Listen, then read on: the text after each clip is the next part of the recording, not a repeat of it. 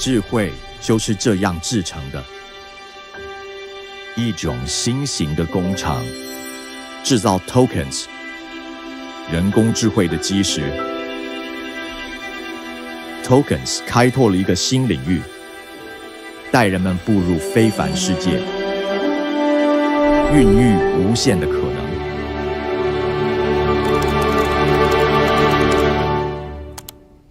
Tokens 将图像化为科学数据，描绘宇宙天文，引领未来的一种新型的。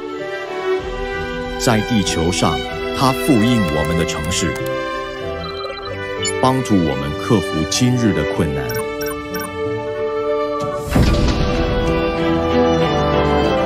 Tokens 揭发物理定律，让我们更快抵达目的地，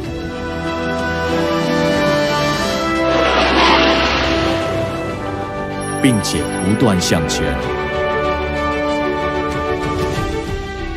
Tokens 可以提前发现疾病的征兆，助我们揭开生命的奥秘。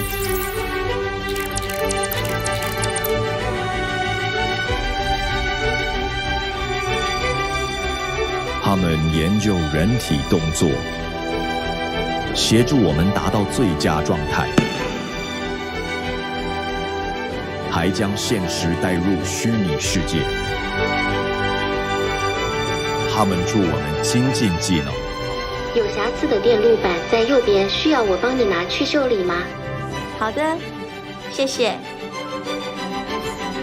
Tokens 不仅教会机器人如何行动，还给世界带来欢乐。请把这些送到护理站，为我们提供助力。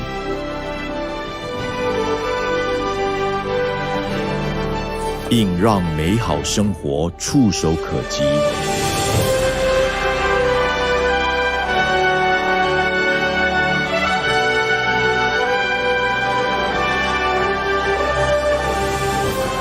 让我们携手并进，勇敢探索人类未曾想象的可能。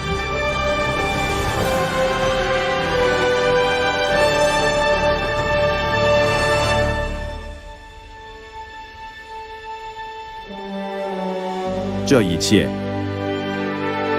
都从这里开始。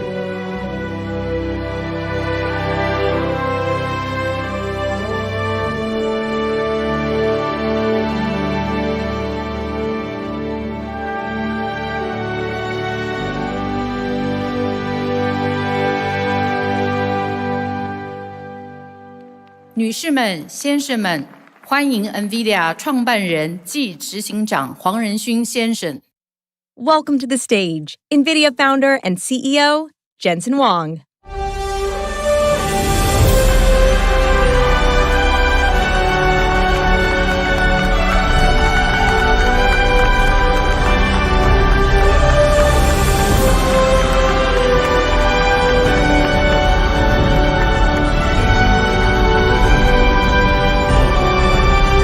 Hello, Taiwan! 大家好吗？ It's great to be here. My parents are also in the audience. 我爸爸妈妈来，他们在哪里？ They're up there.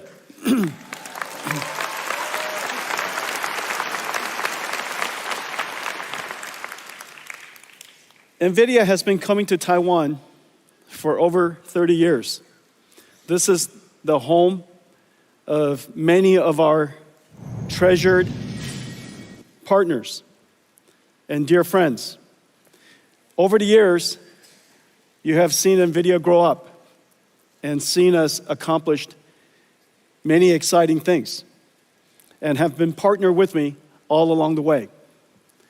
Today, we're going to talk about where we are in the industry, where we're going to go, announce some new products, exciting new products and surprising products that open new markets for us, creates new markets, new growth. We're going to talk about great partners and how we're going to develop this ecosystem together. As you know, we are at the epicenter of the computer ecosystem, one of the most important industries of the world. And so it stands to reason when new markets has to be created, we have to create it starting here at the center of the computer ecosystem. And I have some surprises for you, things that you probably wouldn't have guessed. And then, of course, I promise I'll talk about AI. And we'll talk about robotics.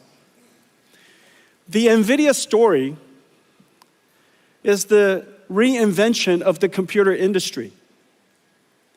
In fact, the Nvidia story is also the reinvention of our company. As I said, I've been coming here for 30 years. Many of you have been through many of my keynotes. Some of you, all of them. And just as you reflect on the conversation, the things we talked about in the last 30 years, how dramatically we changed. We started out as a chip company with a goal of creating a new computing platform. And in 2006, we introduced CUDA, which has revolutionized how computing is done. In 2016, 10 years later, we realized that a new computing approach has arrived. And this new computing approach requires a reinvention of every single layer of the technology stack. The processor is new. The software stack is new. It stands to reason the system is new. And so we invented a new system that on the day I announced it at GTC 2006, no one understood what I was talking about and nobody gave me a PO. That system was called DGX1. DGX1, I donated the first one to a nonprofit company called OpenAI. And it started the AI revolution. Years later, we realized that in fact, this new way of doing software, which is now called artificial intelligence, is unlike traditional ways of running software. Whereas many applications ran on a few processors in a large data center, we call that hyperscale. This new type of application requires many processors working together, serving queries for millions of people. And that data center would be architected fundamentally different. We realized there were two types of networks. One for north-south, because you still have to control the storage, you still have to have a control plane, you still have to connect to the outside. But the most important network was going to be east-west. The computers talking to each other to try to solve a problem. We recognized the best networking company in east-west traffic for high-performance computing, large-scale distributed processing, a company that was very dear to our company and very close to our heart, a company called Mellanox, and we bought them 5 years ago, 2019. We converted an entire data center into one computing unit. And you heard me say before, the modern computer is an entire data center. The data center is a unit of computing. No longer just a PC, no longer just a server. The entire data center is running one job. And the operating system would change. NVIDIA's data center journey is now very well known. Over the last 3 years, you've seen some of the ideas that we're shaping and how we are starting to see our company differently. No company in history, surely no technology company in history, has ever revealed a roadmap for 5 years at a time. No one would tell you what is coming next. They keep it as a secret, extremely confidential. However, we realized that Nvidia is not a technology company only anymore. In fact, we are an essential infrastructure company. And how can you plan your infrastructure, your land, your shell, your power, your electricity, all of the necessary financing around all over the world? How would you possibly do that if you didn't understand what I was going to make? And so we described our company's roadmap in fair detail, enough detail that everybody in the world can go off and start building data centers. We realize now we are an AI infrastructure company. An infrastructure company that's essential all around the world. Every region, every industry, every company will build these infrastructures. And what are these infrastructure? These infrastructure, in fact,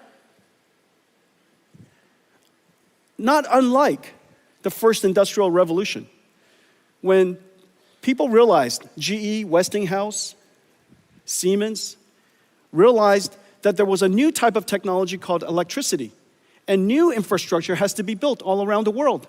And these infrastructure became essential part of social infrastructure. That infrastructure is now called electricity.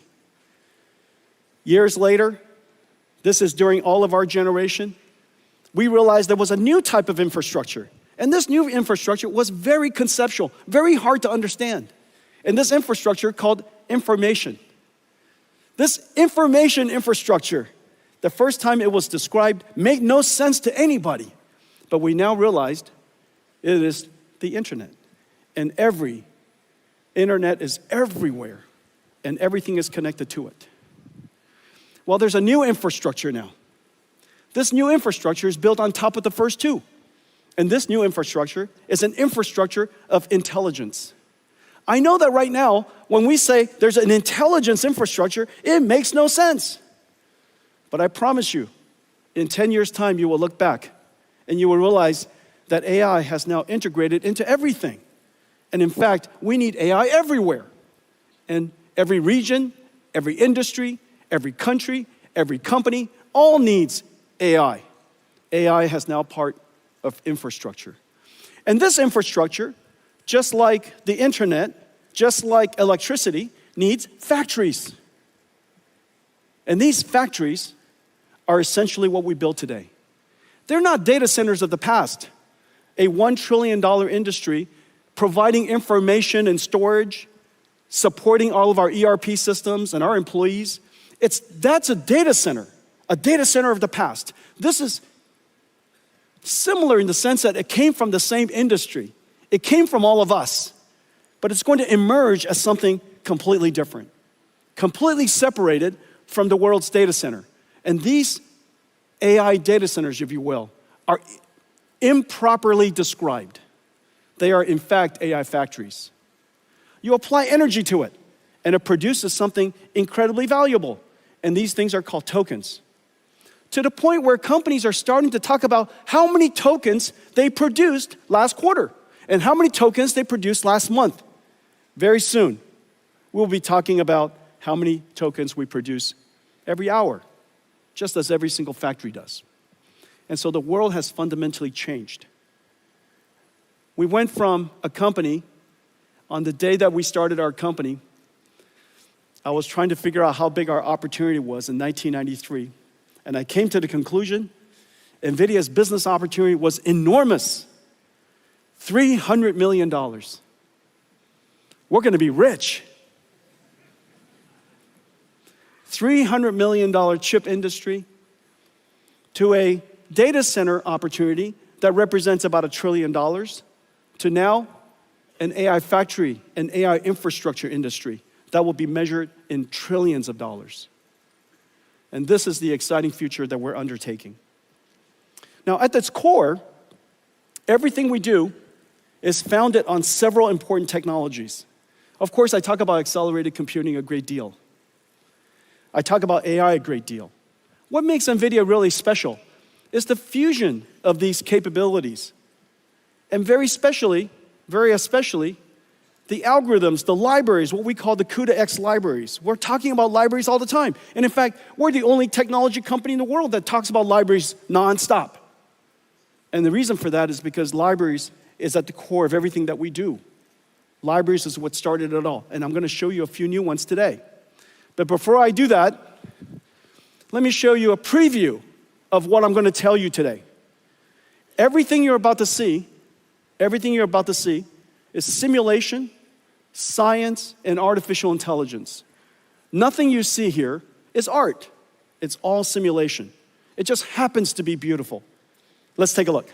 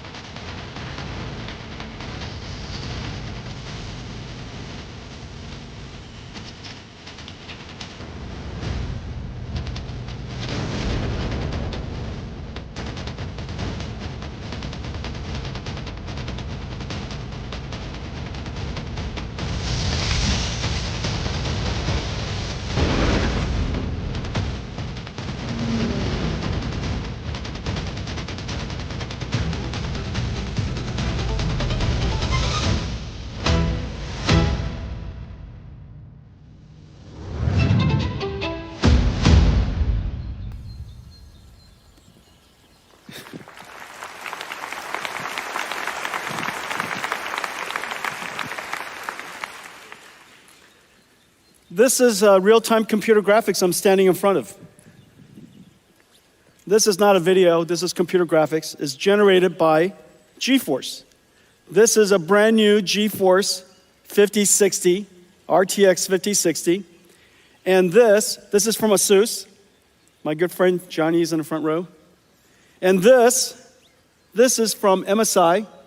And we took this incredible GPU and we shrunk it in here. Does that make any sense? See, this is incredible. And so this is MSI's new laptop with 5060 in it. GeForce brought CUDA to the world. Right now what you're seeing is every single pixel is ray traced. How is that possible that we're able to simulate photon and deliver this kind of frame rate at this resolution? Well, the reason for that is artificial intelligence. We're only rendering 1 out of 10 pixels. So every pixel that you see, only 1 out of 10 is actually computed. The other 9, AI guessed.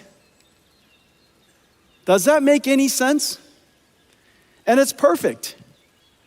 It's completely perfect. It guessed it perfectly. Of course, the technology is called DLSS, neural rendering. It took us many, many years to develop. We started developing it the moment we started working on AI, so it's been a 10-year journey. And the advance in computer graphics has been completely revolutionized by AI. GeForce brought AI to the world. Now AI came back and revolutionized GeForce. So really, really amazing. Ladies and gentlemen, GeForce.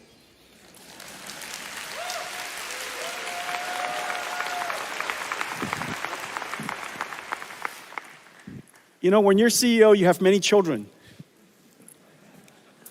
And GeForce brought us here. And now all of our keynotes is 90% not GeForce. But it's not because we don't love GeForce. GeForce RTX 50 series just had its most successful launch ever, the fastest launch in our history. And PC gaming is now 30 years old. So that tells you something about how incredible GeForce is. Let's talk about libraries. At the core, of course, everything starts with CUDA. And by making CUDA as performant as possible, as pervasive as possible, so that the install base is all over the world, then applications can find a CUDA GPU quite easily. The larger the install base, the more developers want to create libraries. The more libraries, more amazing things are done, better applications, more benefits to users, they buy more computers. The more computers, more CUDA. That feedback path is vitally important. However, accelerated computing is not general purpose computing. General purpose computing, write software, everybody writes it in, Python or C or C++, and you compile it. The methodology for general purpose computing is consistent throughout. Write the application, compile the application, run it on a CPU. However, that fundamentally doesn't work in accelerated computing, because if you could do that, it would be called a CPU. What's the point of not just changing the CPU so you could write the software, compile the software, run it on a CPU? The fact that you would have to do something different is actually quite sensible. And the reason for that is because so many people worked on general purpose computing, trillions of dollars of innovation. How is it possible that all of a sudden a few widgets inside a chip and all of a sudden computers become 50 times faster, 100 times faster? That makes no sense. And so the logic that we applied is that we could accelerate applications if you understood more about it. You can accelerate applications if you were to create an architecture that are better suited to accelerate, to run at the speed of light, 99% of the runtime, and even though it's only 5% of the code, which is quite surprising. Most applications, small parts of the code consumes most of the runtime. We made that observation, and so we went after one domain after another. I just showed you computer graphics. We also have numerics. This is CuPy numeric. This is CuPy is the most pervasive numerical library. Arial and Shona. Arial is the world's first GPU accelerated radio signal processing for 5G and 6G. Once we make it software defined, then we can put on top of it AI. So now we could bring AI to 5G and 6G. Parabricks for genomics analysis, MO9 for medical imaging, Earth-2 for weather prediction, cuQuantum for quantum classical computer architectures and computer systems, cuequivariance and cuTensor, contraction of tensor mathematics, Megatron. This whole row, this whole column here consists of all of our deep learning and all of our libraries necessary for training as well as inference for deep learning. This revolutionized computing. And it all started with all these libraries. Not just CUDA, but cuDNN. On top of cuDNN, there was Megatron. Megatron, then TensorRT LLM, and then now lately, this brand new operating system for large AI factories, Dynamo. cuDF for data frames like Spark and SQL. Structured data can be accelerated as well. cuML, classical machine learning. Warp, a Pythonic framework for describing CUDA kernels, incredibly successful. cuOpt, mathematical operations, optimizations, things like traveling salesperson, the ability to optimize highly constrained, large number of variables, type of problems like supply chain optimization. This is an incredible success. I'm very excited about cuOpt, cuDSS and cuSparse for sparse structure simulators. Those are used for CAE and CAD, fluid dynamics. finite element analysis, incredibly important for EDAs and CAE industry. And then, of course, cuLitho, one of the most important libraries for computational lithography. Mask making could easily take a month. And that mask making process is extremely computationally intensive. And now with cuLitho, we could accelerate that computation by 50 times, 70 times. As a result, this is going to set the stage, open the world for applying AI to lithography in the future. We have great partners here. TSMC is using cuLitho quite extensively. ASML, Synopsys, excellent partners working with us in cuLitho. So the libraries themselves is what makes it possible for us, one domain of application after another domain of science, after another domain of physics, to be able to accelerate those applications. But it also opens up markets for us. We look at particular regions and particular markets and we say, that area could really be important to transform to the new way of doing computing. If general purpose computing, after all these years, has run its course, why hasn't it run its course in every single industry? So one of the most important industries, of course, is telecommunications. Just as the world's cloud data centers have now become software-defined, it stands to reason that telecommunication should also be software-defined. And so that's the reason why we've taken now some 6 years to refine and optimize a fully accelerated radio access network, RAN stack, that does incredible performance. For data rate per megawatt, or data rate per watt, we are now on par with the state-of-the-art ASICs. And so once we could do that, once we could achieve that level of performance and functionality, then after that we can layer on top AI. And so we have great partners here. You could see SoftBank and T-Mobile, Indosat and Vodafone are doing trials. Nokia, Samsung, Kyocera are working with us on the full stack. Fujitsu and Cisco are working on the systems. And so now we have the ability to introduce the idea of AI on 5G or AI on 6G along with AI on computing. We're doing that with quantum computing. Quantum computing is still at the noisy, intermediate scale quantum, called NISQ. However, there are many, many good applications we could already start to do. And so we're excited about that. We're working on a quantum classical or quantum GPU computing platform. We call it Q2Q, working with amazing companies around the world. GPUs could be used for pre-processing and post-processing, for error correction, for control. And so in the future, I predict that all supercomputers will have quantum accelerators, all have quantum QPUs connected to it. And so a supercomputer would be a QPU with QPUs and GPUs and some CPUs. And that would be the representation of a modern computer. So working with a lot of great companies in this area. AI.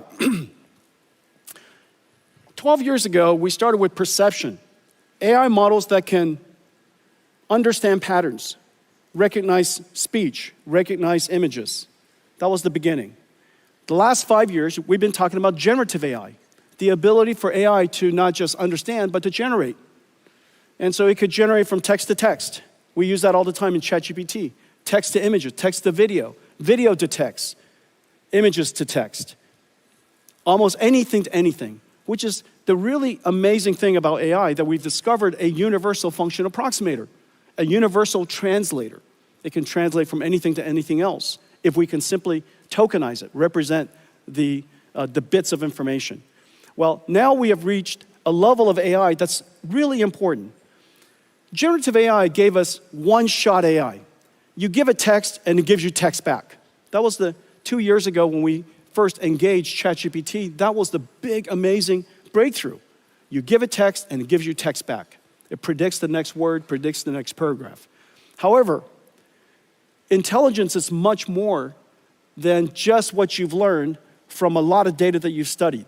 Intelligence includes the ability to reason, to be able to solve problems that you've not seen before, to break it down step by step, to maybe apply some rules and theorems to solve a problem you've never seen, to be able to simulate multiple options and weigh its benefits. Some of the technology you might have heard about, chain of thought, breaking it down step by step, tree of thought, coming up a whole bunch of paths. All of these technologies are leading the ability for AI to be able to reason. Now, the amazing thing is, once you have the ability to reason, and you have the ability to perceive, that is, let's say, multimodal read PDFs, you could do search, you can use tools, you have now agentic AI. This agentic AI just does something that I've just described all of us do. We're given a goal, we break it down step by step, we reason about what to do, what's the best way to do it, we consider its consequences, and then we start executing the plan.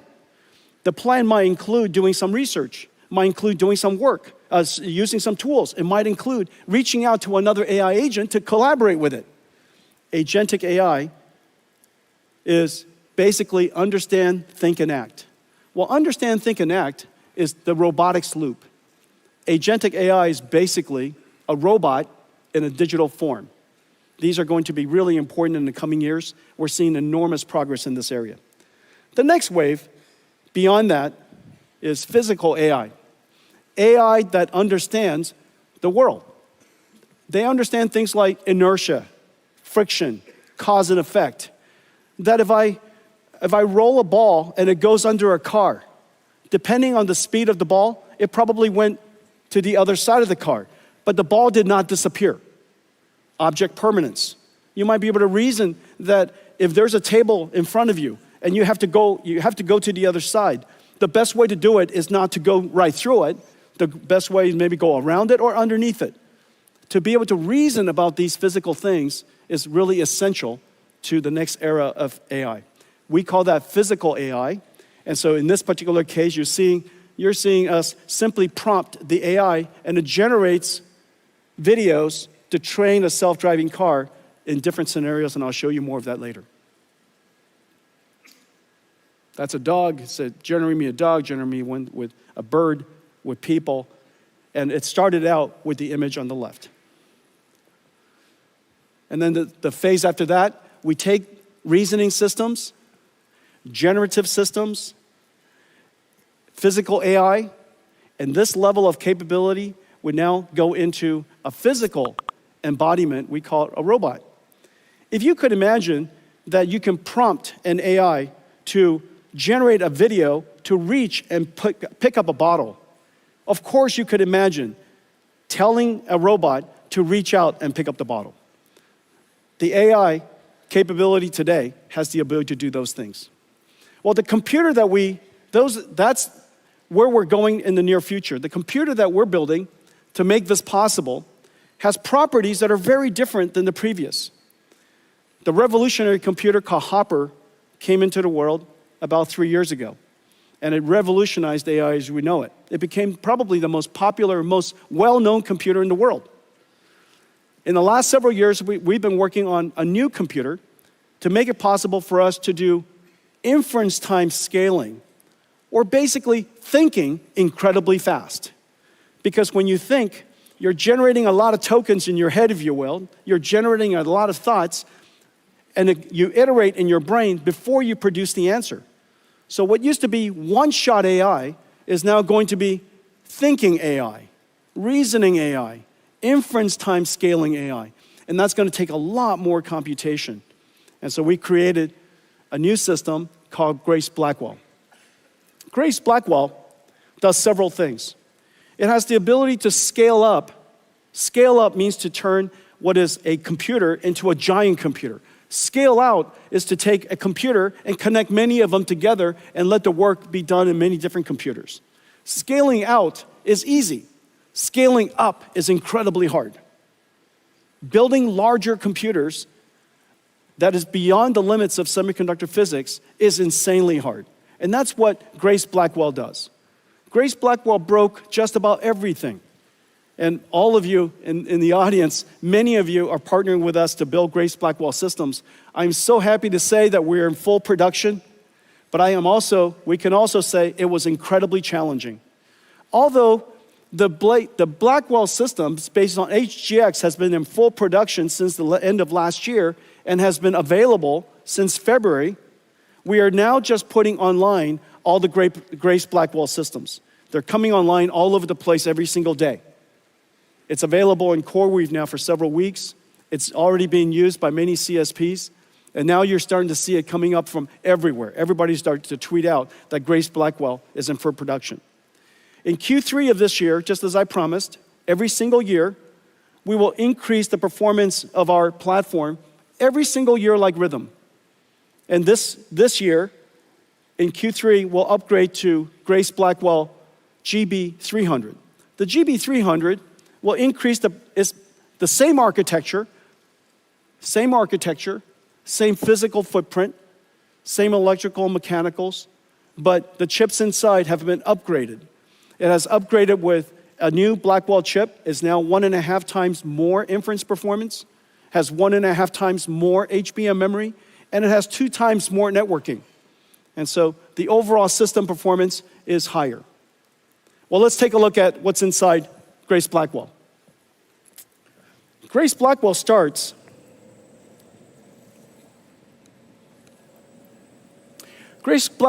with this compute node.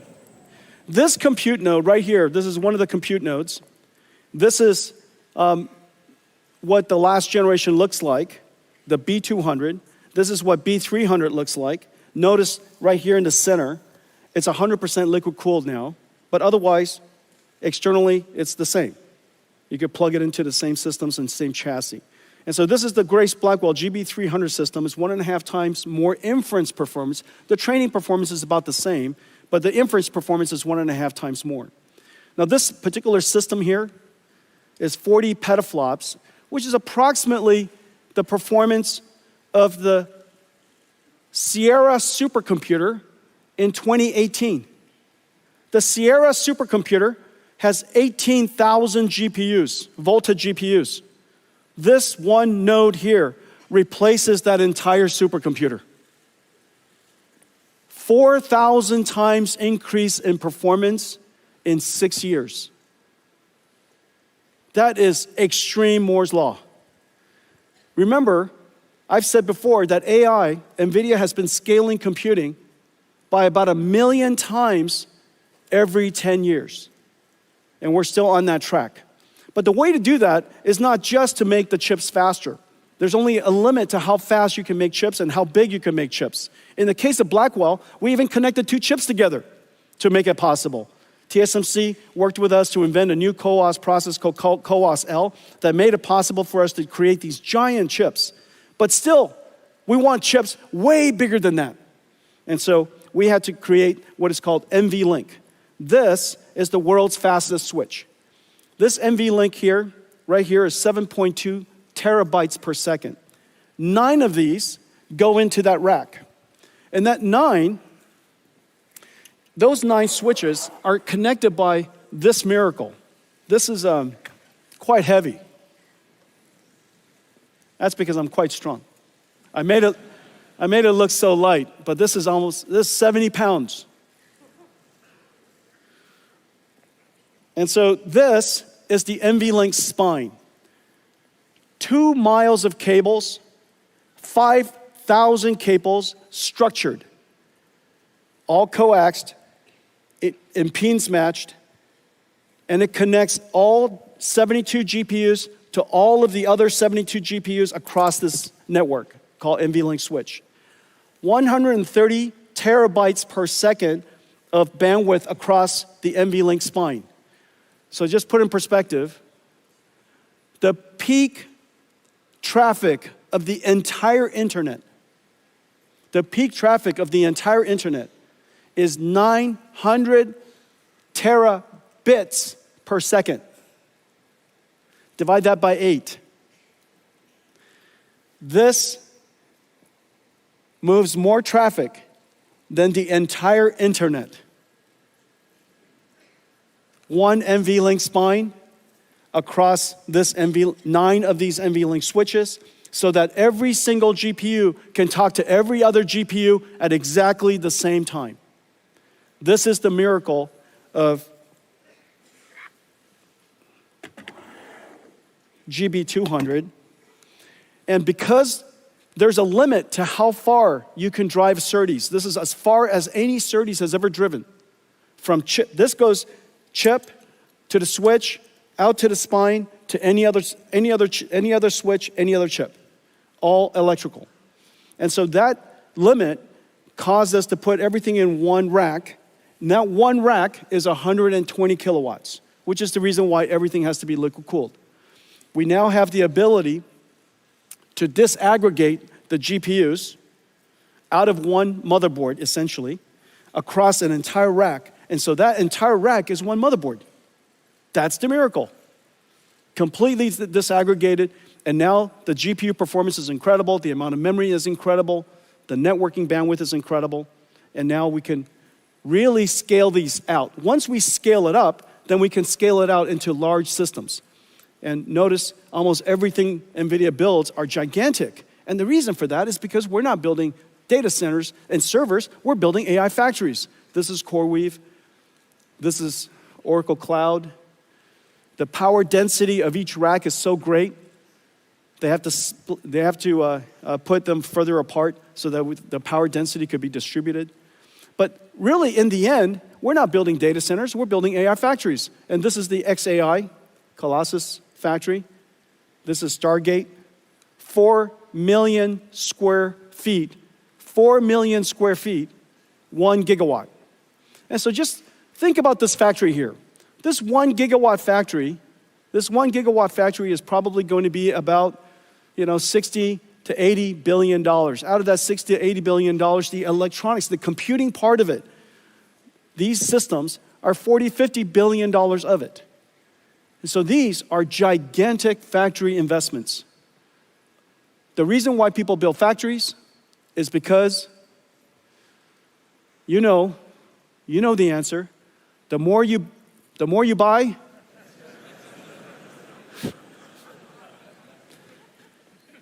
say it with me. The more you buy, the more you make. That's what factories do. Okay.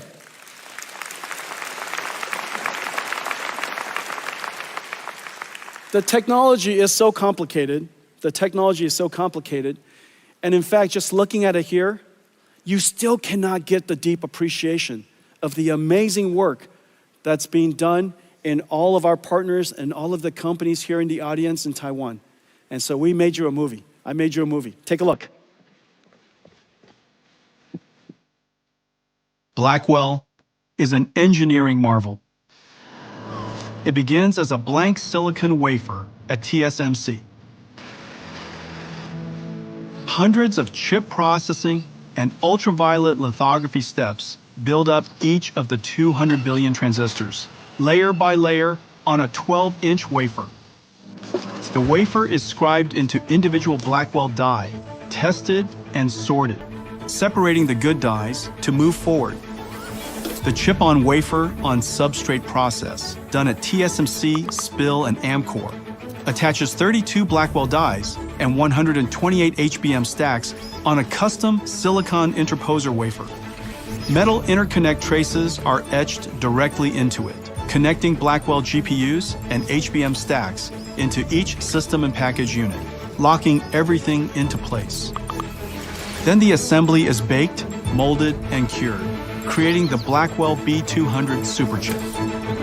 At KYEC, each Blackwell is stress tested in ovens at 125 degrees Celsius and pushed to its limits for several hours.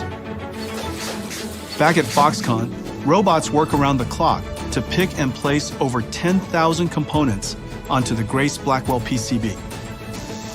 Meanwhile, additional components are being prepared at factories across the globe. Custom liquid cooling copper blocks from Cooler Master, AVC, Aorus, and Delta keep the chips at optimal temperatures. At another Foxconn facility, ConnectX-7 SuperNICs are built to enable scale-out communications, and Bluefield 3 DPUs to offload and accelerate networking, storage, and security tasks. All these parts converge to be carefully integrated into GB200 compute trays.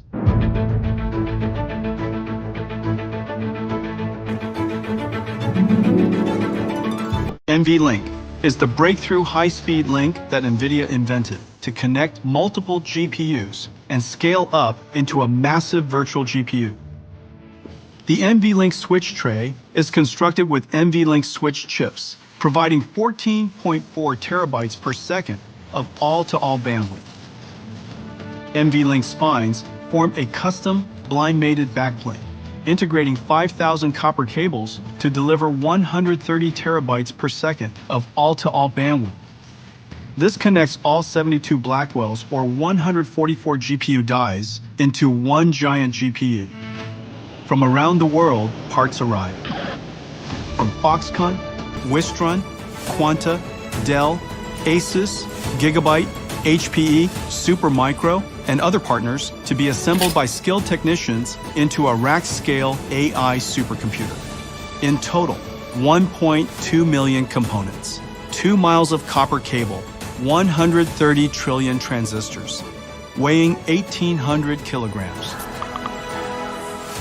From the first transistor etched into a wafer to the last bolt fastening the Blackwell wrap, every step carries the weight of our partners' dedication, precision, and craft. Blackwell is more than a technological wonder. It's a testament to the marvel of the Taiwan technology ecosystem.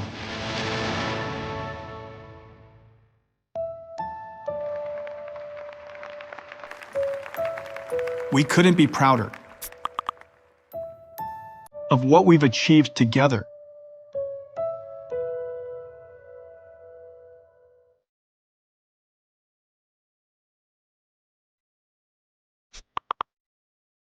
Thank you, Taiwan.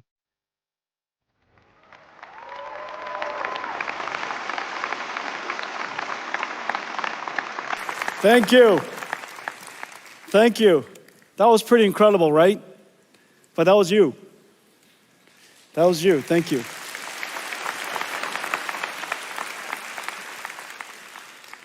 Well, Taiwan doesn't just build supercomputers for the world. Today, I'm very happy to announce that we're also building AI for Taiwan. And so today we're announcing that Foxconn, Taiwan, the Taiwanese government, Nvidia, TSMC, we're going to build the first giant AI supercomputer here for the AI infrastructure and the AI ecosystem of Taiwan. Thank you.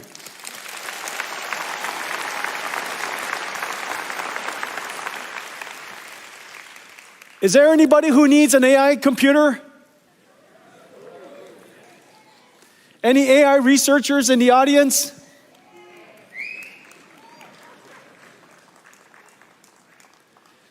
Every single student, every researcher, every scientist, every startup, every large established company, TSMC themselves does enormous amounts of AI and scientific research already. And so Foxconn does an enormous amount of work in robotics. I know that there are many other companies in the audience, I'm going to mention you in just a second, that are doing robotics research and AI research. And so having a world-class AI infrastructure here in Taiwan is really important. All of that is so that we could build a very large chip. And MVLink and Blackwell, this generation, made it possible for us to create these incredible systems. Here's one from Pegatron and QCT and Wistron and WeWin. This is from Foxconn and Gigabyte and Asus. And you could see the front and the back of it. And its entire goal is to take these Blackwell chips that are, you could see how big they are, and turn it into one massive chip. Now, the ability to do that, of course, was made possible by MVLink. But it understates the complexity of the system architecture, the rich software ecosystem that connects it all together, the entire ecosystem of 150 companies that came together to build this. This architecture and the entire ecosystem in technology, in software, in industry has been the work of 3 years. This is a massive industrial investment. And now, we would like to make it possible for anybody who wants to build data centers. It could be a whole bunch of Nvidia GB200s or 300s and accelerated computing systems from Nvidia. It could be somebody else. And so today, we're announcing something very special. We're announcing Nvidia MVLink Fusion. MVLink Fusion is so that you can build semi-custom AI infrastructure. Not just semi-custom chips, because those are the good old days. You want to build AI infrastructure. And everybody's AI infrastructure could be a little different. Some of you could have a lot more CPUs, and some of it could have a lot more NVIDIA GPUs, and some of it could be somebody's semi-custom ASICs. And those systems are so insanely hard to build. And they're all missing this one incredible ingredient. This incredible ingredient called NVLink. NVLink so that you could scale up these semi-custom systems and build really powerful computers. And so today we're announcing the MVLink Fusion. MVLink Fusion kind of works like this. This is the NVIDIA platform, 100% NVIDIA. You got NVIDIA CPU, NVIDIA GPU, the NVLink switches, the networking from NVIDIA called Spectrum-X or InfiniBand, NICs, network interconnects, switches, and all of the entire system, the entire infrastructure built end to end. Now, of course, you can mix and match it if you like, and we now today make it possible for you to mix and match it even at the compute level. This would be what you would do using your custom ASIC. And we have great partners I'll announce in a second who are working with us to integrate your special TPU or your special ASIC, your special accelerator. And it doesn't have to be just a transformer accelerator. It could be an accelerator of any kind that you would like to integrate into a large scale-up system. We create an NVLink chiplet. It's basically a switch that abuts right up to your chip. There's IP that will be available to integrate into your semi-custom ASIC. And then once you do that, it fits right into the compute boards that I mentioned, and it fits into this ecosystem of an AI supercomputer that I've shown you. Now, maybe what you would like is you would like to use your own CPU. You've been building your own CPU for some time, and maybe your CPU has built a very large ecosystem, and you would like to integrate NVIDIA into your ecosystem. And now we make it possible for you to do that. You could do that by building your custom CPU. We provide you with our NVLink chip-to-chip interface into your ASIC.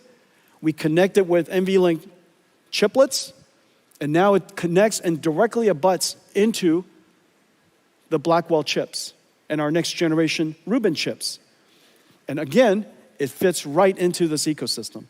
This incredible body of work now becomes flexible and open for everybody to integrate into. And so your AI infrastructure could have some NVIDIA, a lot of yours. A lot of yours, you know, and a lot of CPUs, a lot of ASICs, maybe a lot of NVIDIA GPUs as well. And so in any case, you have the benefit of using the NVLink infrastructure and the NVLink ecosystem, and it's connected perfectly to Spectrum-X. And all of that, you know, is industrial strength and has the benefit of an enormous ecosystem of industrial partners who have already made it possible.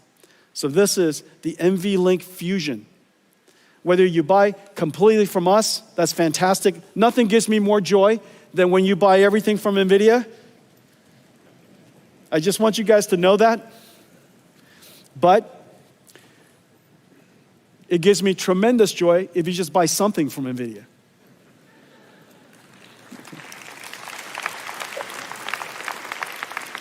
And so we have some great partners. L-Chip, Astera Labs, Marvell, and one of our great partners, MediaTek, are going to be partnering with us to work with ASIC or semi-custom customers, hyperscalers, who would like to build these things, or CPU vendors who would like to build these things, and they would be their semi-custom ASIC provider. We also have Fujitsu and Qualcomm who are building their CPUs with MVLink to integrate into our ecosystem. And Cadence and Synopsys, we've worked with them to transfer our IP to them so that they can work with all of you and make that IP available to all of your chips. So this ecosystem is incredible. But this just highlights the NVLink Fusion ecosystem. Once you work with them, you instantly get integrated into the entire larger NVIDIA ecosystem that makes it possible for you to scale up into these AI supercomputers. Now let me talk to you about some new product categories. As you know, I've shown you a couple of different computers. However, in order to serve the vast majority of the world, there are still some computers that are missing. And so I'm going to talk about them. But before I do that, I want to give you an update that, in fact, this new computer we call DGX Spark is in full production. DGX Spark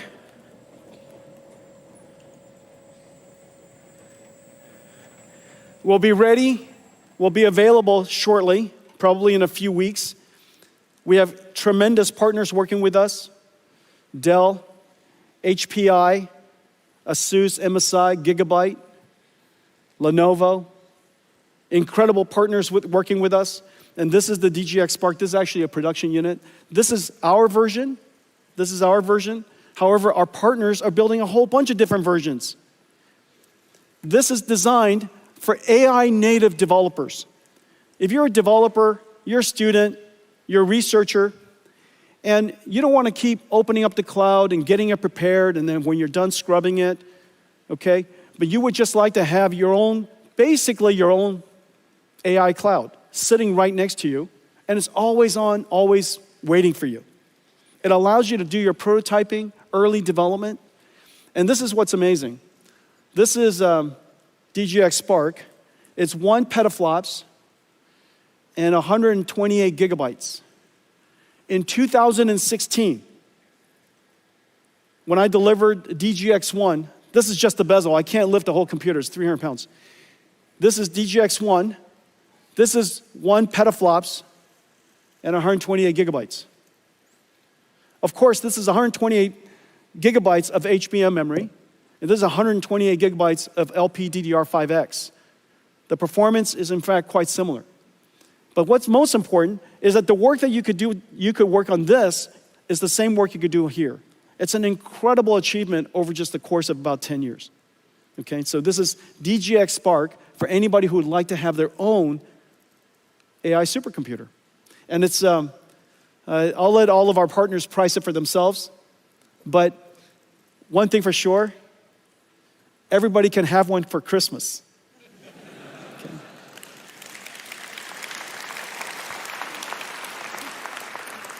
Okay, I've got another computer I want to show you. If that's not enough, and you would still like to have your own personal, thank you, Janine. This is Janine Paul, ladies and gentlemen. If that one isn't big enough for you, here's one. This is another desk side. This is also going to be available from Dell and HPI, ASUS, Gigabyte, MSI, Lenovo. It'll be available from Box, from Lambda, amazing workstation companies. And this is going to be your own personal DGX supercomputer. This computer is the most performance you can possibly get out of a wall socket. You could put this in your kitchen, but just barely. If you put this in your kitchen and then somebody runs the microwave, I think that's the limit. And so this is the limit. This is the limit of what you can get out of a wall outlet. And this is a DGX station. The programming model of this and the giant systems that I showed you are the same. That's the amazing thing. One architecture, and this has the ability, enough capacity and performance to run a 1 trillion parameter AI model. Remember, Llama is Llama 70B. A 1 trillion parameter model is going to run wonderfully on this machine. Okay, so that's the DGX station. So now let's talk about, remember these systems are, thank you, Jenny. These systems are AI natives. They're AI native computers. They're computers built for this new generation of software. It doesn't have to be x86 compatible. It doesn't have to run traditional IT software. It doesn't have to run hypervisors. It doesn't have to run it doesn't have to run Windows. These computers are designed for the modern AI native applications. Of course, these AI applications could be APIs that can be called upon by the traditional and the classical applications.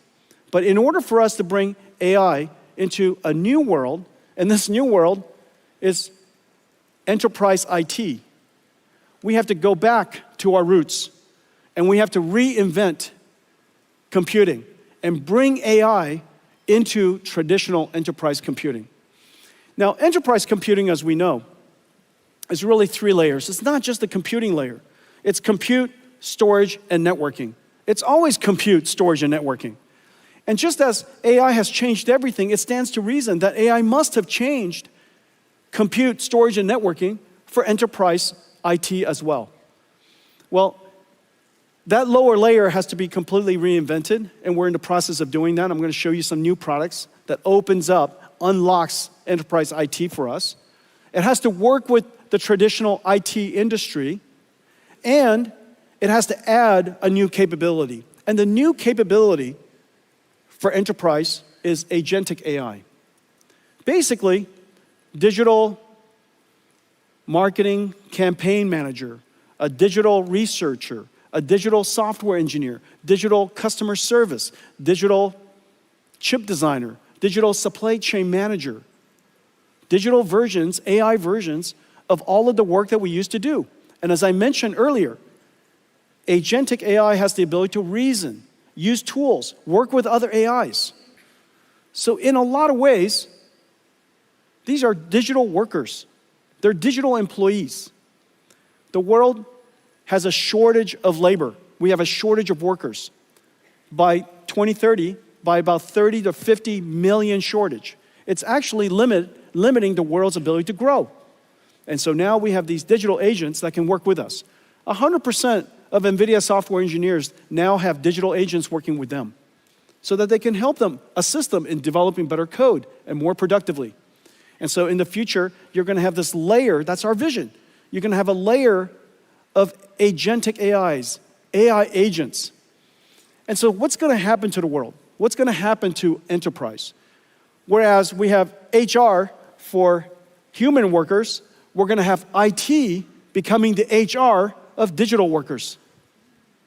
And so we have to create the necessary tools for today's IT industry, today's IT workers, to be able to manage, improve, evaluate a whole family of AI agents that are working inside their company. And so that's the vision of what we want to build. But first, we have to reinvent computing. Remember what I said. Enterprise IT works on x86. It runs traditional software, such as hypervisors from VMware or IBM Red Hat or Nutanix. It runs a whole bunch of classical applications. And we need to have computers that do the same thing while it adds this new capability, called Agent AI. And so let's take a look at that.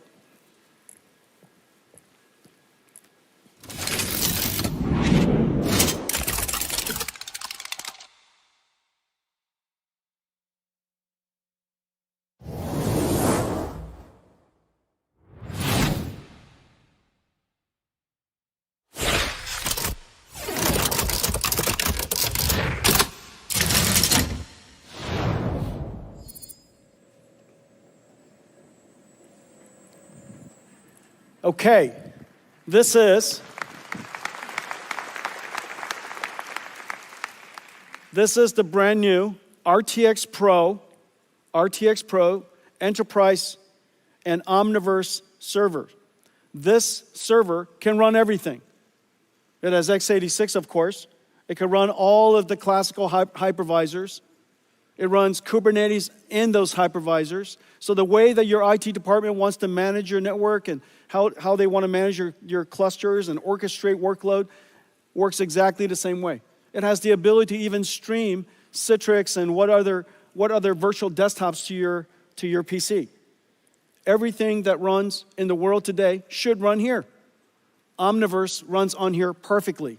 But in addition to that, this is the computer for enterprise AI agents. Those AI agents could be only text. Those AI agents could also be computer graphics. Little TJs, coming to you, little toy Jensens coming to see you, helping you do work. And so those AI agents could be either in text form, it could be in graphics form, it could be in video form. All of those workloads work on this system. No matter the modality, every single model that we know of in the world, every application that we know of should run on this. In fact, even Crisis works on here. Okay, so anybody who's a GeForce gamer? There are no GeForce gamer in the room.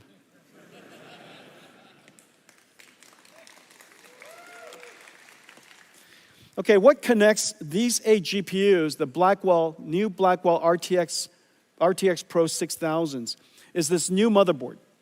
This new motherboard is actually a switched network. CX8 is a new category of chips. It's a switch first, networking chip second. It's also the most advanced networking chip in the world. This is now in volume production, CX8. In the CX8, you plug in the GPUs. The CX8s are in the back.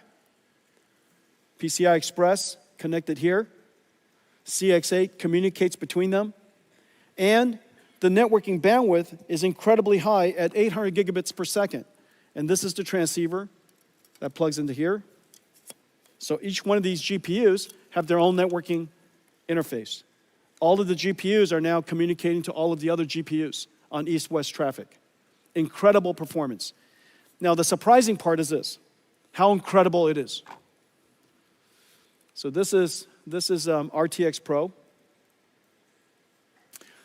This is the performance, and I showed you guys at GTC how to think about performance in the world of AI factories. The way to think about this is throughput. This is tokens per second, which is the y-axis. The more output your factory, the more tokens you produce. Okay, so throughput is measuring tokens per second. However, every AI model is not the same. And some AI models require much more reasoning. And so you need those AI models, you need the performance per user to be very high. So the tokens per second per user has to be high. And this is the problem with factories. Factories either like to have high throughput or low latency, but it doesn't like to have both. And so the challenge is how to create an operating system that allows us to have high throughput, the y-axis, while having very low latency, which is the y-axis, interactivity, tokens per second per user. And so this chart tells you something about the overall performance of the computer, of the overall computers of the factory. Look at all of those different colors. It represents the different ways you have to configure all of our GPUs to achieve the performance. Sometimes you need pipeline parallelism. Sometimes you want expert parallelism.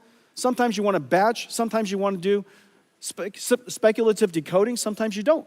And so all of those different types of algorithms have to be applied separately and differently depending on the workload. And the Pareto, the outside area, the overall area of that curve represent the capability of your factory. Okay? And so notice something. Hopper this is the most famous computer in the world, Hopper H100, the HGX, $225,000. Hopper is down there. And the Blackwell server you just saw, the enterprise server, is 1.7 times its performance. But this is amazing. This is Llama 70B. This is DeepSeek R1. DeepSeek R1 is 4 times. Now the reason for that, of course, the DeepSeek R1 has been optimized, and DeepSeek R1 is genuinely a gift to the world's AI industry.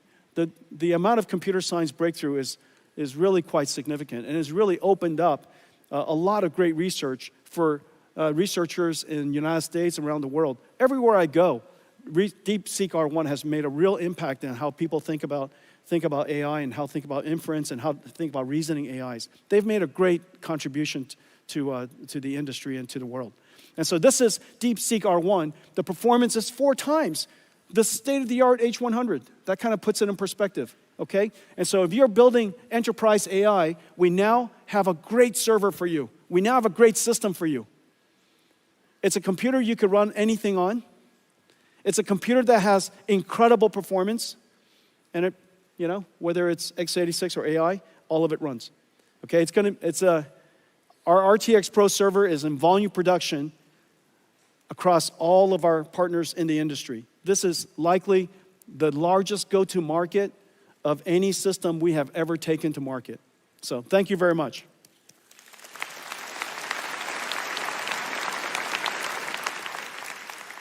The compute platform is different. The storage platform is different. And the reason for that is because humans query structured databases like SQL. People query structured databases like SQL. But AI wants to query unstructured data. They want semantic, they want meaning. And so we have to create a new type of storage platform. And this is the Nvidia AI Data Platform. On top, just as SQL servers, SQL software, and file storage software from your storage vendors that you work with, there's a layer of very complicated software that goes with storage. Most storage companies, as you know, is mostly a software company. That software layer is incredibly complicated. And so on top of a new type of storage system is going to be a new query system we call IQ, NVIDIA AIQ or IQ. And it's really state-of-the-art, it's fantastic. And working with basically everybody in the storage industry. Your future storage is no longer CPUs sitting on top of a rack of storage. It's going to be GPUs sitting on top of a rack of storage. And the reason for that is because you need the system to embed, find the meaning in the data, in the unstructured data, in the raw data. You have to index, you have to do the search, and you have to do the ranking. So that process is very compute intensive. And so most storage servers in the future will have a GPU computing node in front of it. It's based on the models that we create. Almost everything that I'm about to show you starts with great AI models. We create AI models. We put a lot of energy and technology into post-training of open AI models. We post-train these AI models with data that is completely transparent to you. It is safe and secure data, and it's completely okay to use to train, and we make that list available to you to see. And so it's completely transparent. We make the data available to you. We post-train the models, and our post-trained model performance is really incredible. It's right now, downloadable open source reasoning model. The Llama Nemotron reasoning model is the world's best. It's been downloaded tremendously.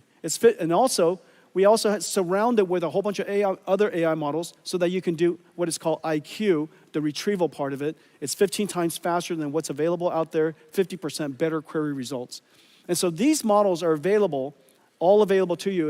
The IQ blueprint are open source.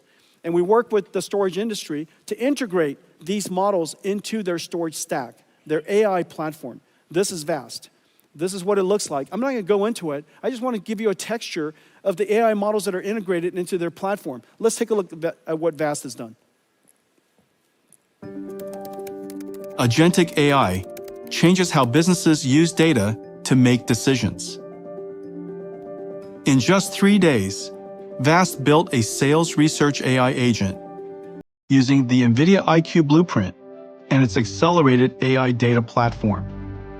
Using Nemo Retriever, the platform continuously extracts, embeds, and indexes data for fast semantic search. First, the agent drafts an outline, then taps into CRM systems, multimodal knowledge bases, and internal tools. Finally, it uses Llama Nemotron to turn that outline into a step-by-step sales plan. Sales planning that took days now starts with an AI prompt and ends with a plan in minutes. With Vast's accelerated AI data platform, organizations can create specialized agents for every employee.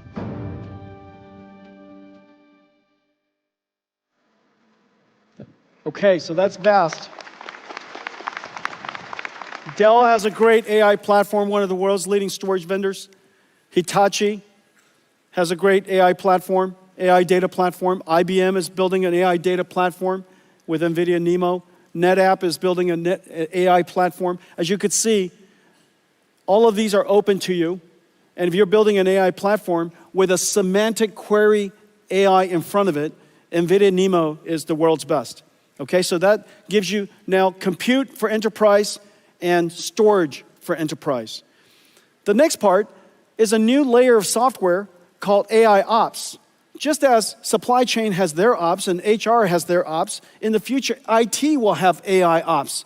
And they will curate data, they'll fine-tune the models, they'll evaluate the models, guardrail the models, secure the models, and we have a whole bunch of libraries and models necessary to integrate into the AI Ops ecosystem. We got great partners to help us do that, to take it to market for us. CrowdStrike is working with us. Data IQ is working with us.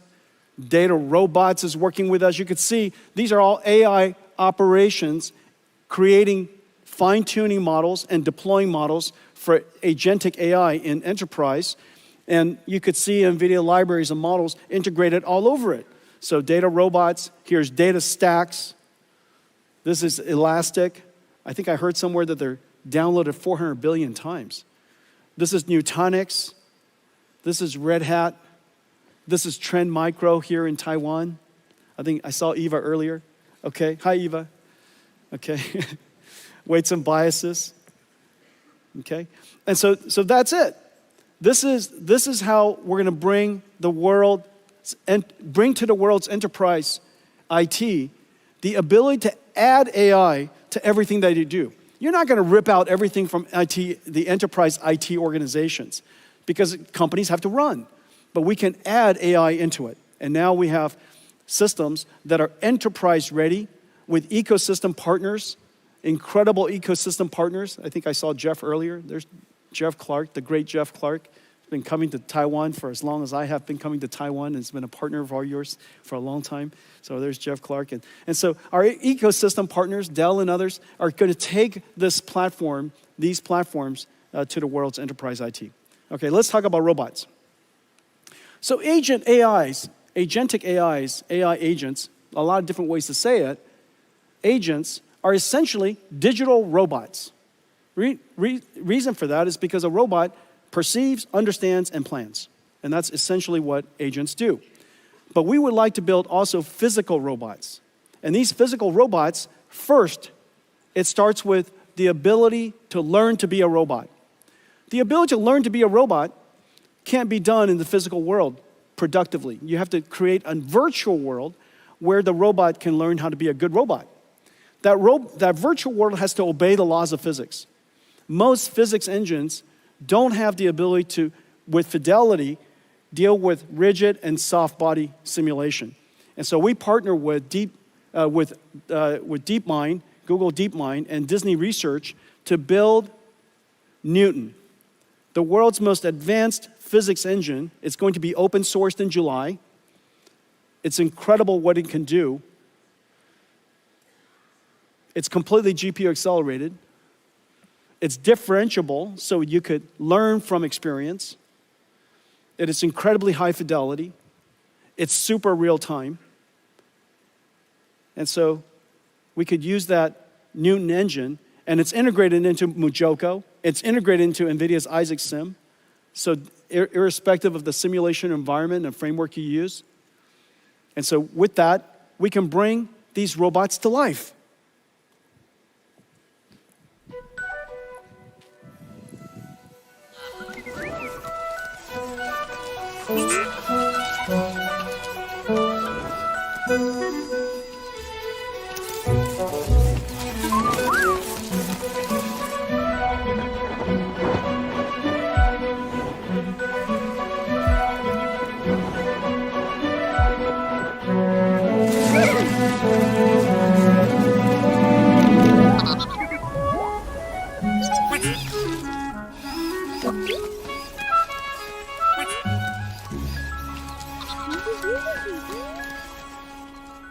doesn't want that?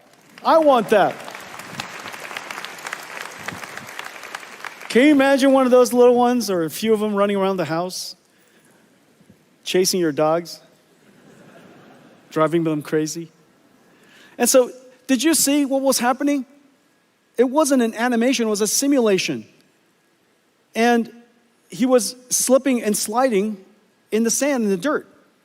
All of it was simulated. The software of the robot is running in the simulation. And so it wasn't animated, it was simulated.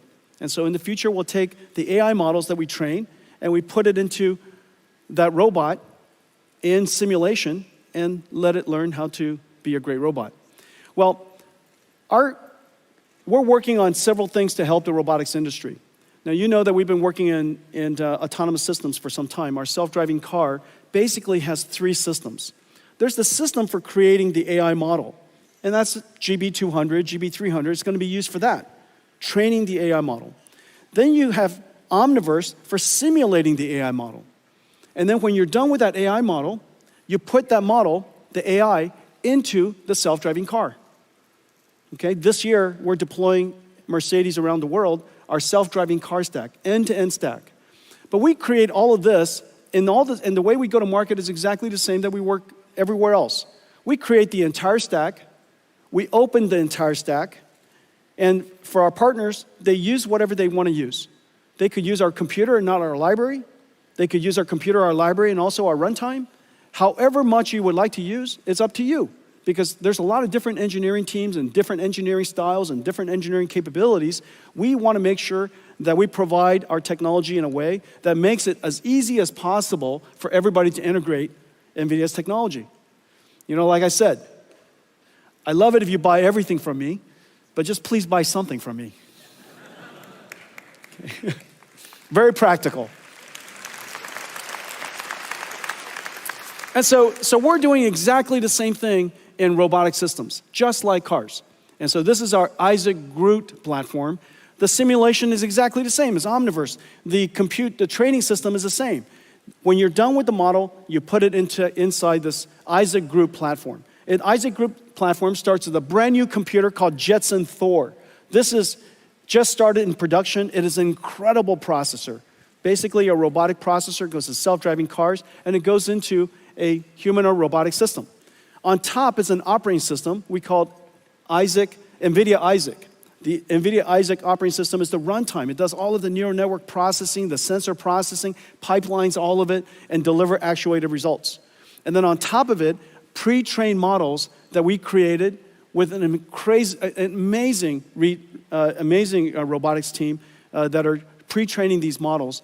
And all the tools necessary in creating this, we make available, including the model. And so today we're announcing that Isaac GR00T N1.5 is now open sourced. And it's open to the world to use. It's been downloaded 6,000 times already. And the popularity and the likes and the appreciation from the community is incredible. And so that's creating the model. We also open the way we created the model. The biggest challenge in robotics is, the biggest challenge in AI overall is, what is your data strategy? And your data strategy has to be, that's where a great deal of research and a great deal of technology goes into. In the case of robotics, human demonstration, just like we demonstrate to our children or a coach demonstrates to an athlete, you demonstrate using teleoperations. You demonstrate to the robot how to perform the task, and the robot can generalize from that demonstration, because AI can generalize and we have technology for generalization. You can generalize from that one demonstration other techniques, okay? And so what if you want to teach this robot a whole bunch of skills? How many different teleoperation people do you need? Well, it turns out to be a lot. And so what we decided to do was use AI to amplify the human demonstration systems. And so this is essentially going from real to real and using an AI to help us expand, amplify the amount of data that was collected during human demonstration to train an AI model. Let's take a look. The age of generalist robotics has arrived. with breakthroughs in mechatronics, physical AI, and embedded computing. Just in time, as labor shortages limit worldwide industrial growth. A major challenge for robot makers is the lack of large-scale, real, and synthetic data to train models. Human demonstrations aren't scalable, limited by the number of hours in a day. Developers can use Nvidia Cosmos Physical AI World Foundation models to amplify data. Groot Dreams is a blueprint built on Cosmos for large-scale synthetic trajectory data generation, a reel-to-reel data workflow.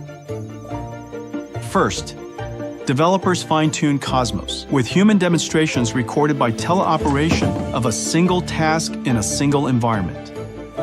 Then, they prompt the model with an image and new instructions to generate dreams, or future world states. Cosmos is a generative model, so developers can prompt using new action words without having to capture new teleop data. Once a large number are generated, Cosmos reasons and evaluates the quality of each dream, selecting the best for training. But these dreams are still just pixels. Robots learn from actions. The Groot Dreams blueprint generates 3D action trajectories from the 2D dream videos. This is then used to train the robot model. Groot Dreams lets robots learn a huge variety of new actions with minimal manual captures. So a small team of human demonstrators can now do the work of thousands. Groot Dreams brings developers another step closer to solving the robot data challenge.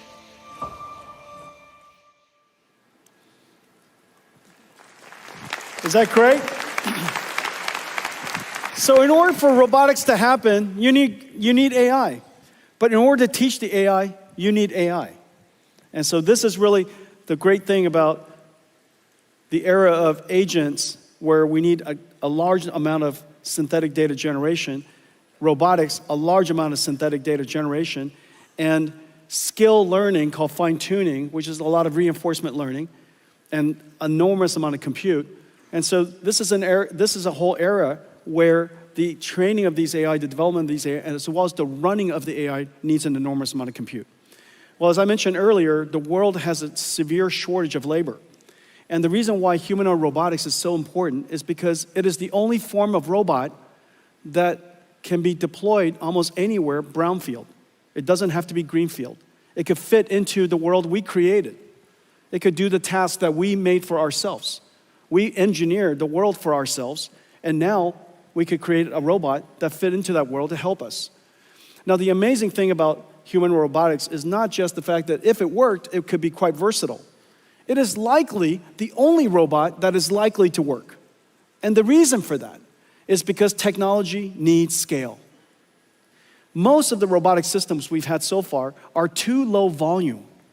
And those low volume systems will never achieve the technology scale to get the flywheel going far enough, fast enough, so that we're willing to dedicate enough technology into it to make it better. But humanoid robot, it is likely to be the next multi-trillion-dollar industry. And the technology innovation is incredibly fast. And the consumption of computing and data centers, enormous. But this is one of those applications that needs 3 computers. One computer is an AI for learning. One computer is a simulation engine where the AI can learn how to be a robot in a virtual environment, and then also the deployment of it. Everything that moves will be robotic. As we put these robots into the factories, remember, the factories are also robotic. Today's factories are so incredibly complex. This is Delta's manufacturing line, and they're getting it ready for a robotic future. It is already robotics and software defined, and now in the future there will be robots working in it. In order for us to create robots and design robots that operate in as a fleet, as a team, working together in a factory that is also robotic, we have to give it omniverse to learn how to work together. And that digital twin, you now have a digital twin of the robot, you have a digital twin of all of the equipment, you're going to have digital twin of the factory. Those nested digital twins are going to be part of what Omniverse is able to do. This is Delta's digital twin. This is WeWin's digital twin. Now, while you're looking at this, if you look at it too closely, you think that it's in fact photographs. These are all digital twins. They're all simulations. They just look beautiful. The image just looks beautiful, but they're all digital twins. This is Pegatron's digital twin. This is Foxconn's digital twin. This is Gigabyte's digital twin. This is Quanta's. This is Wistron's. TSMC is building a digital twin of their next fab. As we speak, there are $5 trillion of plants being planned around the world.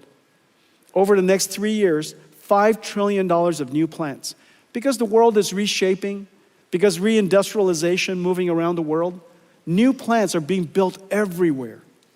This is an enormous opportunity for us to make sure that they build it well and cost effectively and on time. And so putting everything into a digital twin is really a great first step and preparing it for a robotic future. In fact, building that $5 trillion doesn't include a new type of factory that we're building. And even our own factories, we put in a digital twin. This is the Nvidia AI factory in a digital twin. Kaohsiung is a digital twin. They made Kaohsiung a digital twin. There are already hundreds of thousands of buildings, millions of miles of roads. And so, yes, Kaohsiung is a digital twin. Let's take a look at all of this. Taiwan is pioneering software-defined manufacturing.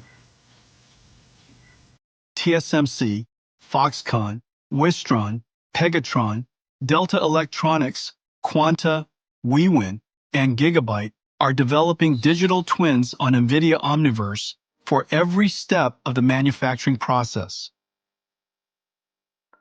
TSMC with MetAI generate 3D layouts of an entire fab from 2D CAD and develop AI tools on CUOP that can simulate and optimize intricate piping systems across multiple floors, saving months of time.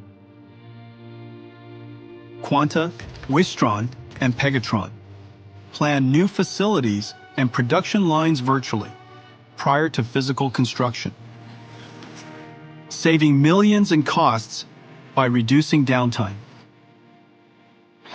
Pegatron simulates solder paste dispensing, reducing production defects. Quanta uses Siemens Teamcenter X with Omniverse to analyze and plan multi-step processes. Foxconn, Wistron, and Quanta simulate power and cooling efficiency of test data centers with Cadence Reality Digital Twin. And to develop physical AI-enabled robots, each company uses its digital twin as a robot gym to develop, train, test, and simulate robots. Whether manipulators, AMRs, humanoids, or vision AI agents, as they perform their tasks, or work together as a diverse fleet. And when connected to the physical twin with IoT, each digital twin becomes a real-time interactive dashboard. Pegatron uses NVIDIA Metropolis to build AI agents who help employees learn complex techniques. Taiwan is even bringing digital twins to its cities. LinkerVision and the city of Kaohsiung use a digital twin to simulate the effects of unpredictable scenarios and build agents that monitor city camera streams, delivering instant alerts to first responders. The age of industrial AI is here, pioneered by the technology leaders of Taiwan, powered by Omniverse.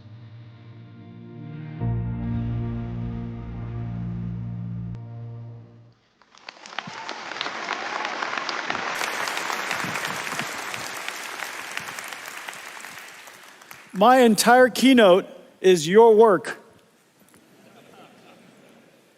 It's so excellent. Well, it stands to reason that Taiwan, at the center of the most advanced industry, the epicenter where AI and robotics is going to come from, it stands to reason that this is an extraordinary opportunity for Taiwan. This is also the largest electronics manufacturing region in the world. And so it stands to reason that AI and robotics will transform everything that we do. And so it's really quite extraordinary that for one of the first times in history, that the work you do has revolutionized every industry, and now it's going to come back to revolutionize yours. At the beginning, I said that GeForce brought AI to the world, and then AI came back and transformed GeForce. You brought AI to the world. AI will now come back and transform everything that you do.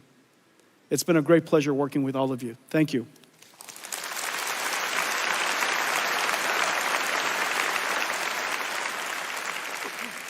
I have a new product. I announced several products already today, but I have a new product to announce. We've been building out in Space Dock for some time. And I think it's time for us to reveal one of the largest products that we've ever built. And it's parked outside waiting for us. Let's see how it goes.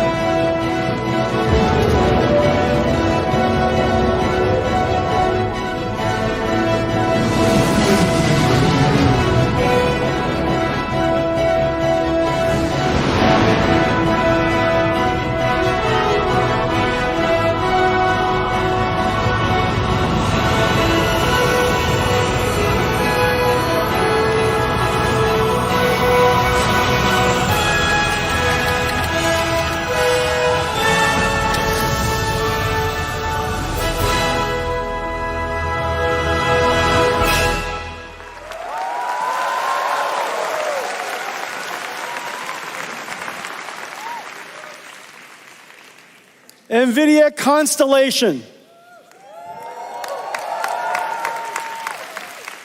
Nvidia Constellation. Well, as you know, we have been growing. And all of our partnerships with you have been growing. The number of engineers we have here in Taiwan have been growing. And so we are growing beyond the limits of our current office. And so I'm going to build them a brand new NVIDIA Taiwan office, and it's called NVIDIA Constellation.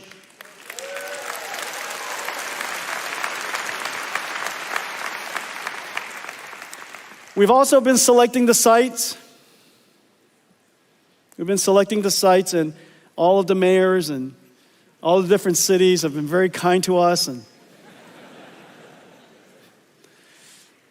I think we got some nice deals.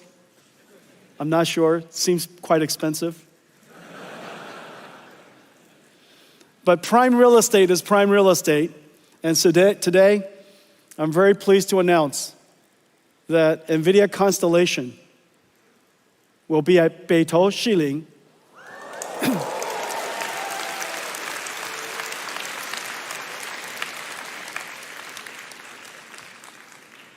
We have negotiated the transfer of the lease from the current owners of that lease.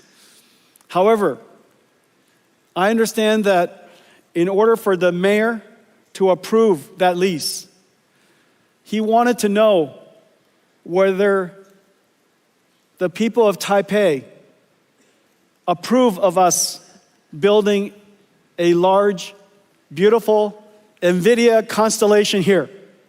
Do you?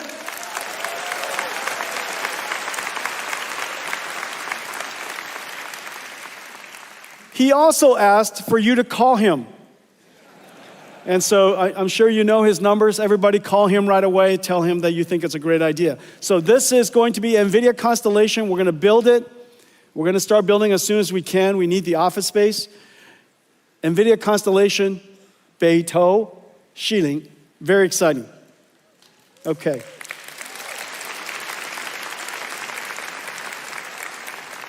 Well, I want to thank all of you.